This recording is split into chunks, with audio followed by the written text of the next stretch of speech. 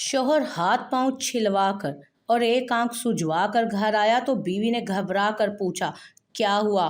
शौहर, एक औरत स्कूटी से टक्कर मारकर निकल गई। बीवी, स्कूटी का नंबर नोट किया या कोई और बात जो उसके घर तक हमें पहुंचा सके? शौहर, नहीं, दर्द की वजह से नंबर तो नोट नहीं कर पाया, पर वो बहुत गोरी थी, सुनहरे बाल थे, उसने हरे रंग का सूट पहना था, गुलाबी रंग की चूड़ियां और गहरे लाल रंग की लिपस्टिक लगाई हुई थी, कानों में हीरे की बालियां थीं, हाथों में मेहंदी लगी थी और हाँ, दाएं गाल पर होंठों के पास एक तिल भी था।